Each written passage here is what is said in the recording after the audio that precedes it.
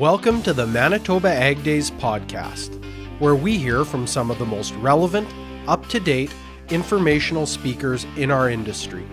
In episode 45, Ramona Blythe, chair of the Manitoba Beef and Forage Initiative, tells her story, driving innovation on the farm. Today I'm here to speak about MBFI. So who is MBFI? We are a collaborative partnership for research and demonstration farm. And we have 4 core partners: Manitoba Beef Producers, Manitoba Forage and Grasslands Associations, Ducks Unlimited Canada, and Manitoba Agriculture. So we have a dual purpose. We want to push the limit.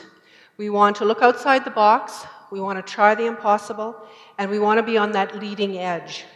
We don't want to be sitting on our hands, because if we want to keep things moving forward, we have to really think of those 3 things, because the world moves so fast and we want to be on the forefront. But we have core practices that we have to be responsible for. So we want to improve efficiencies, reduce labor needs, and have enterprise management. So we want to be very fiscally responsible of all of the entities that are happening at MBFI. So MBFI is a 3P. It's a public-private partnership, building the future of agriculture from the ground up. So supporting collaboration across organizations, government and industry working together to promote foundational and applied research to producers, students, and the public. So MBFI's structure, we have a board. Our corporation is run by a board of directors and are represented by all 4 partners at the board, plus we have producers at large on that board of directors. Our management committee is the senior people from the 4 core partners sitting at that level. As well, we have a research advisory committee, and that is a broad spectrum of membership of producers, government, universities, associations that have beef and forage knowledge. They provide that visionary and that advice back for MBFI's direction. They are all people that do those 3 things. They are looking outside the box. They're on that leading edge of practices at home, and they will also then bring back evaluation of MBFI's successes and bring that up to management and to the board of directors level. We also have our animal care committee and our communications committee. In 2016, MBFI was recognized for a Manitoba Service Excellence Award under the partnerships category. There was 7 nominations, and MBFI was the lucky recipient of that award, and I'm very pleased and very proud to accept that award on behalf of all 4 of the partners. I would be remiss if I did not acknowledge all the grassroots companies and corporations that have come on board and found or appreciate the successes of MBFI and have contributed in either cash donations, machinery, or product to MBFI. So that's the list, and the list keeps growing. We are always thinking of our next generation, the agricultural students programs. We have graduate studies, field trips, workshops, and hands-on learning for agricultural students and within their programs. Forage Canada is another very strong component with short-term projects, training sessions, and developing that interest for agriculture and its future. Also, Ag in the Classroom is very important to us. We host open farm days, field demonstrations, and engage in that general public. So where are we located? We have 3 sites. The first one is the Brookdale Farm, that's 10 miles north of Brandon. You may have known it as a zero-till farm in the past. And the other 2 sites, the Johnson Farm and the First Street Pasture, which is just on the east side of Brandon. So this is just a quick picture of the Brookdale Farm. It looks like a big jigsaw puzzle. So we have different classes of land there, variable landscape, riparian areas, bush, wildlife, and eroded knolls, which gives us great opportunity to work with with crop and livestock integration, year-round grazing, annual and perennial rotations, and some flood mitigation. And then our First Street and Johnson location looks very different. It's uniquely grazing. The Johnson farm are mirror-like images of grazing paddocks that is one of a kind in Canada that we know of. And they can do some great work with grazing summer and winter there as well. So very different. The two locations are very different, but give us a great opportunity to do all kinds of research.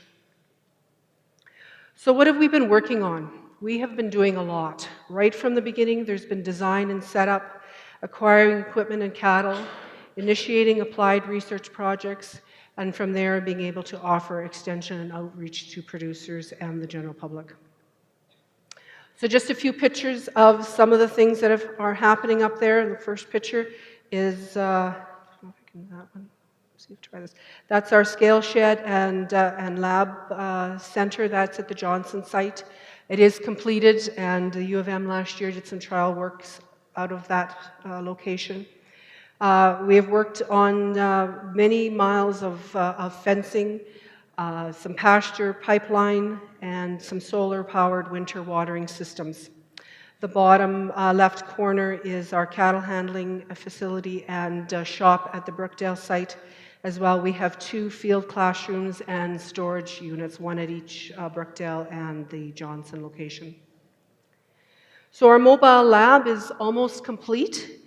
This mobile lab, if I go back, can actually get drove into our scale shed and lab so that work can be done right on that location. But because it's mobile, we can take research on the road. We have the ability to work with whatever capacity the research takes us.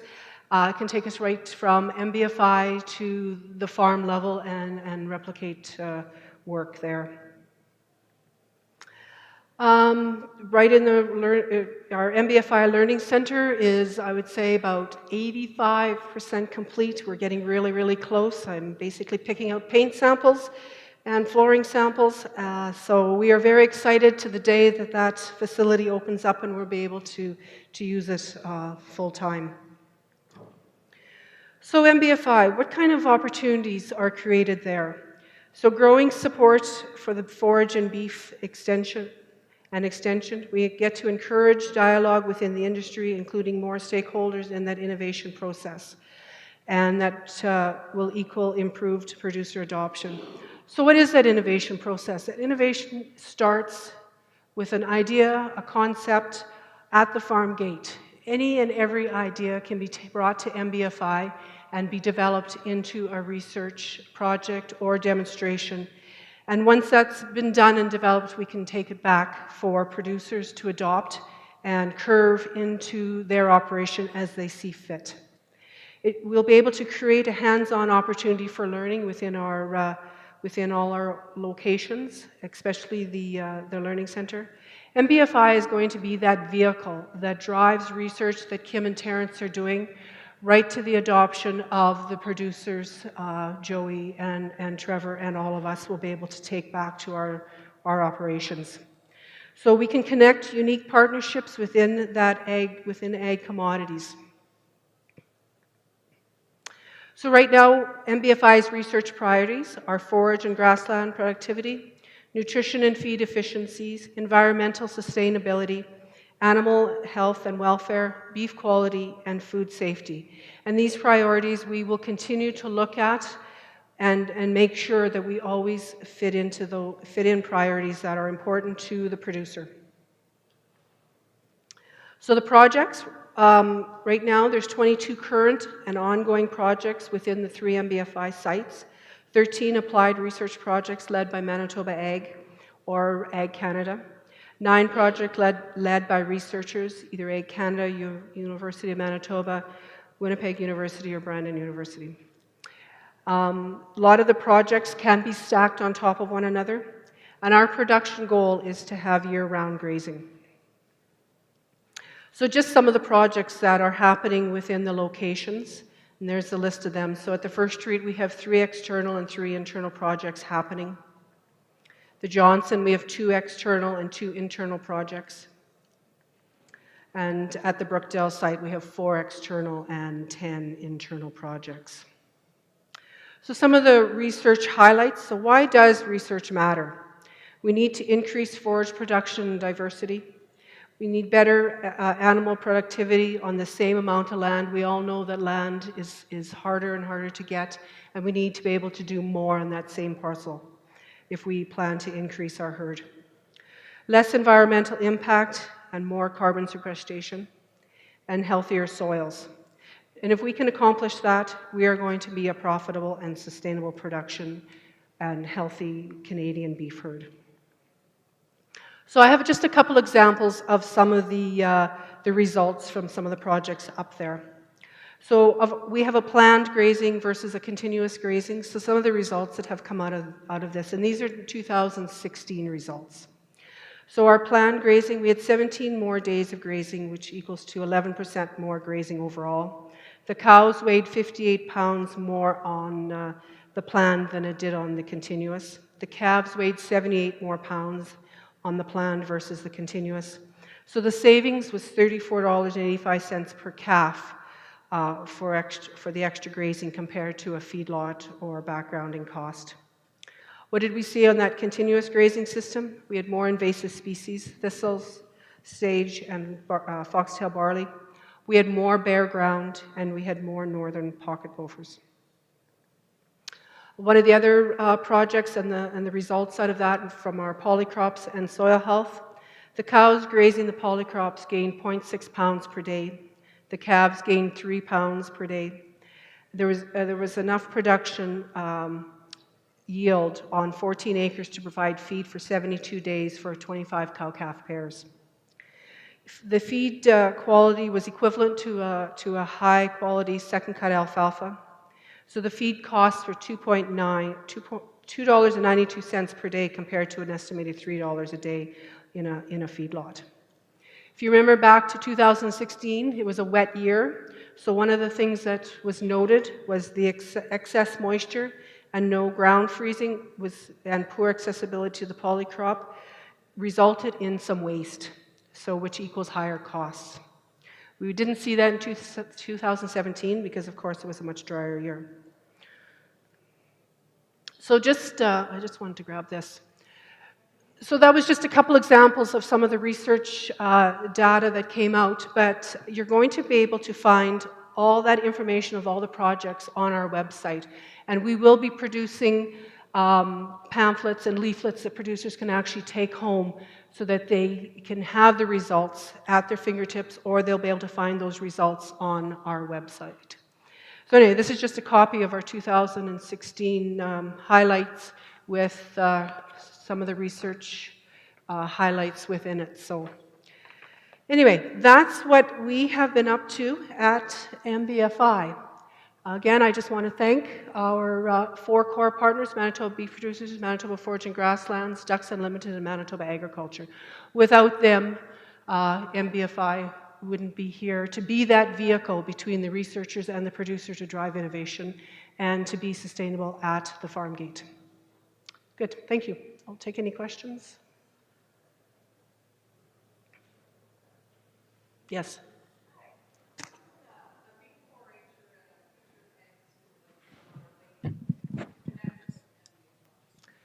Okay, make sure I get the question right. How can a 4-H student or like a future ag student and a beef 4-H'er and a future ag student like my daughter Lainey, she's 14, how does she connect with MBFI and get involved?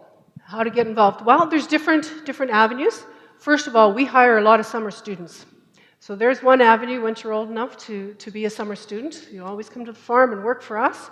And if you want to engage with us prior to that, through the 4-H clubs, through Clayton Robbins, or Ag in the Classroom, once the Learning Center is up, we'll be hosting opportunities to engage with the general public and students. So just watch for us and our events. And if you want a more personal relationship, just maybe connect online or connect with even myself, and I can get the information that you're looking for. Okay, thanks. And do you have stuff regularly posted on your website, like summer student positions and? Yes, and actually, some of our staff go out to ACC and do job fairs and other places to do job fairs.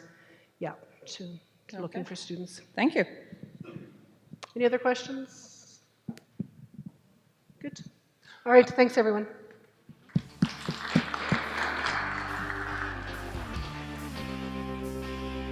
Thanks for tuning in to the Manitoba Ag Days podcast. We'll see you next year from January 22nd to 24th, 2019.